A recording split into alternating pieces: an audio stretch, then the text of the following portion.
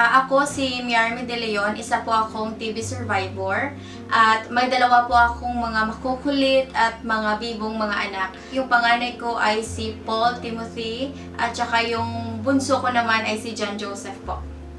Si Paul Timothy po, yung panganay ko, 2 years old po siya nung time na yon at saka yung bunso ko namang anak, si John Joseph, 3 months old pa lang po siya noon.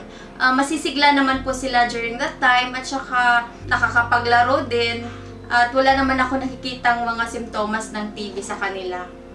Na-realize lang na ako noong na ako'y symptoms sa TB when I had cough for several months, more like 6 months.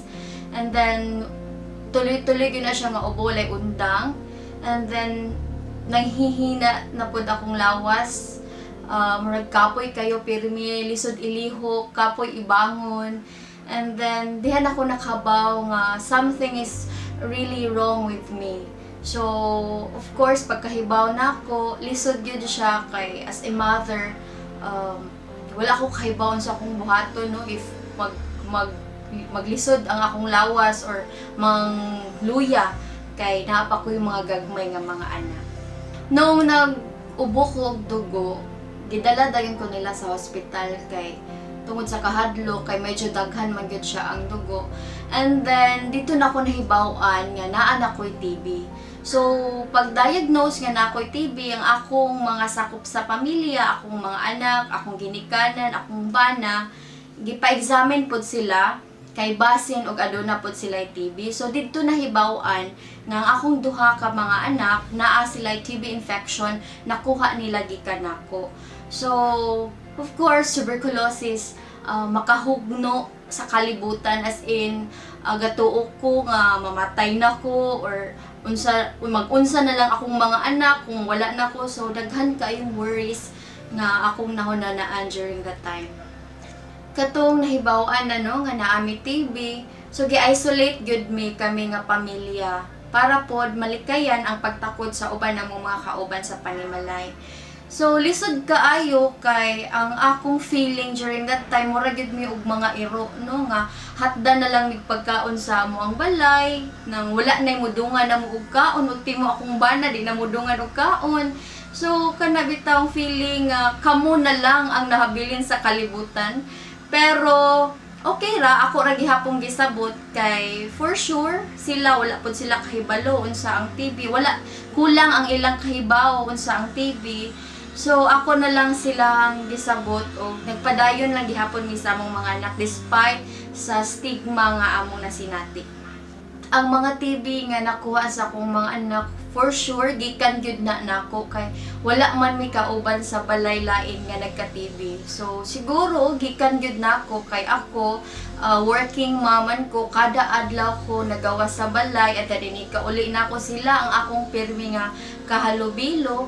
So, sakit kaayo no nga nakakuha sila ana nga infection gikan nako nga ilang inahan nga unta dapat ang inahan mismo ang mubantay sa mga anak para dili magkasakit, di ba?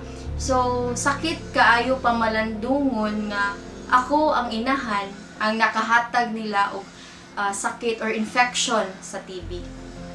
So wala man sila'y simptomas gyud sa TB, walay hilanat, walay ubo, wala sila nag-lose weight, wala sila night sweats, wala gyud. So, ang ilahal nakuha lang, nakit-an lang aduna sila TB infection through sa skin test.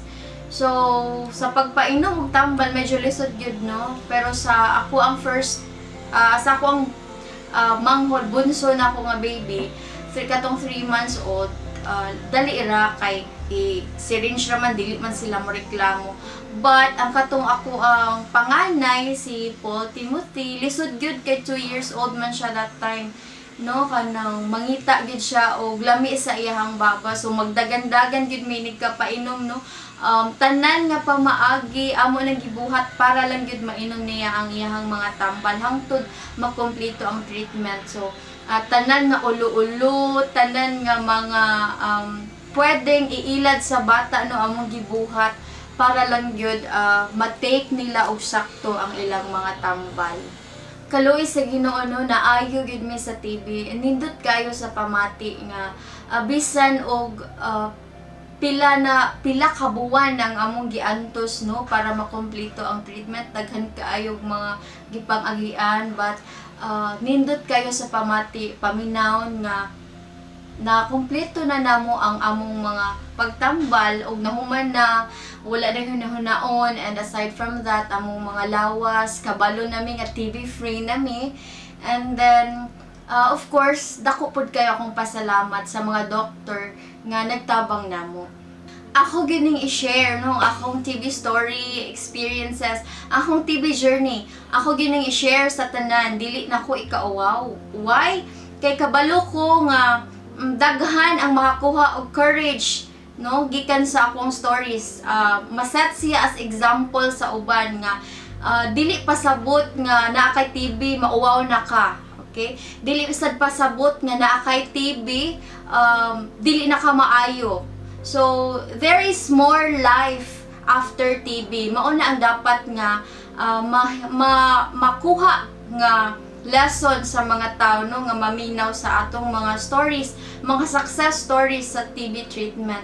So gusto nako nga makahibaw pud sila nga katong mga tao nga under treatment pa lang sa TB nga nakaya nako, so of course makaya sad nila.